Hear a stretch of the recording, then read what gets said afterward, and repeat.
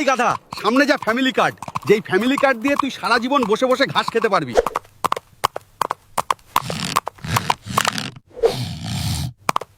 নেতা, সত্যিই কি আমি সারা জীবন বসে বসে ঘাস খেতে পারবো?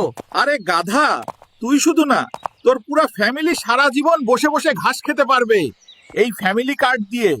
এটা গাধাদের ভাগ্য পরিবর্তন করে দিবে। আমাদের কাছে সব কার্ড রয়েছে, ফ্যামিলি কার্ড, চান্দা কার্ড, কৃষি কার্ড, গাধা কার্ড। আহা, আমাদের নেতা দিয়েছে এগুলো কার্ড। ওই যে দেখো, আমাদের নেতা আসতেছে, দেখো। চান্দা ভাইয়ের আগমন, শুভেচ্ছা, স্বাগতম। ওরে গাধার দল, অপেক্ষা কর, আমি তোদের কাছে আসতেছি। কি খবর তোমাদের? তোমরা ফ্যামিলি কার্ড পেয়েছো? সব কার্ডই আছে আমাদের কাছে। নেতা ফ্যামিলি কার্ড কেন?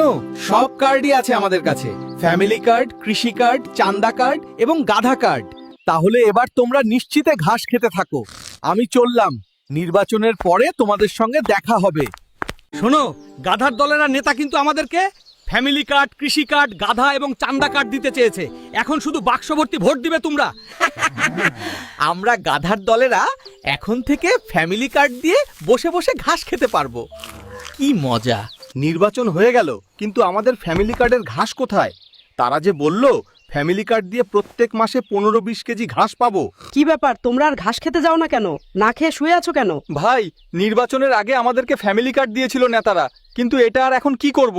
এটা আর কোনো কাজে আসতেছে না। এই ফ্যামিলি কার্ড দিয়ে আমাদেরকে আর কেউ ঘাস দিতেছে না। ওরে গাধার দল, তোরা আসলেই গাধা। এগুলো ভুয়া।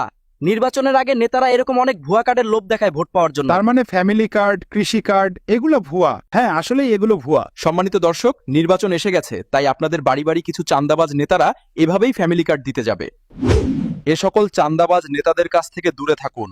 ভোট দিন যোগ্য ও সৎ লোককে, আর অবশ্যই গণভোটে হ্যাঁ ভোট দিবেন। তাতে দেশ ও জাতি উন্নতর দিকে অগ্রসর হবে।